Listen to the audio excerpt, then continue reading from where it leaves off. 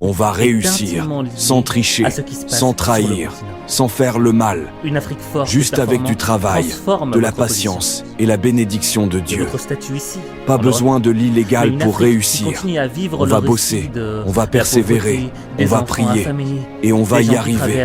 Le vrai succès, c'est celui qu'on obtient avec des mains propres et un cœur en paix. On ne vendra pas notre âme pour l'argent.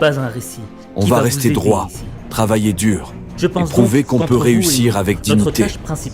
Dieu guide ceux qui restent honnêtes. Pas besoin de tricher. On va avancer avec foi et travail. Mieux vaut une réussite lente mais propre qu'un succès rapide et sale. On ne fera pas partie de ceux qui trichent pour avancer. On construira notre succès avec patience, détermination et bénédiction. L'argent propre met du temps à venir, mais il ne brûle jamais les mains. On avancera avec patience et détermination, sans jamais renier nos principes. Dieu ouvre toujours des portes à ceux qui restent droits. On va travailler dur, prier fort et récolter nos bénédictions. Et ce développement de la Chine qui a eu lieu a changé le statut de la position des Chinois dans le monde entier. Je veux donc que vous preniez ces statistiques très au sérieux, car c'est le lien transformateur que nous voulons établir avec la diaspora africaine. Comment l'impliquer dans le développement du continent? Une fois que nous aurons changé le récit sur l'Afrique et que nous pourrons le faire que par nous-mêmes, nous devrons nous éloigner de l'idée qu'il y a quelque part un Père Noël qui viendra pour développer notre continent à notre place. Il n'y a pas de Père Noël. Il n'y a que nous qui pouvons le faire, développer notre continent.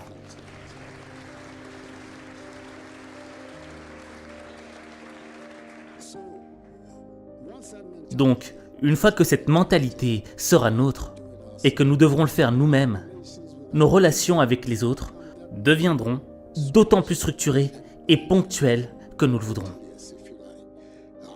Nos relations avec la France, avec l'Europe, nos relations avec l'Europe sont naturelles. Vous regardez la géographie du monde. L'Afrique et l'Europe sont des partenaires naturels. Il y a cette petite bande d'eau de la Méditerranée qui nous sépare, c'est tout. Donc, quand vous regardez cela et que vous regardez aussi l'histoire qui s'est déroulée entre l'Afrique et l'Europe, c'est une relation naturelle et une alliance naturelle, mais une relation qui doit être différente de la relation que nous avons eue précédemment. Pourquoi est-ce que je dis ça? Cette relation a enrichi l'Europe, mais n'a pas enrichi l'Afrique.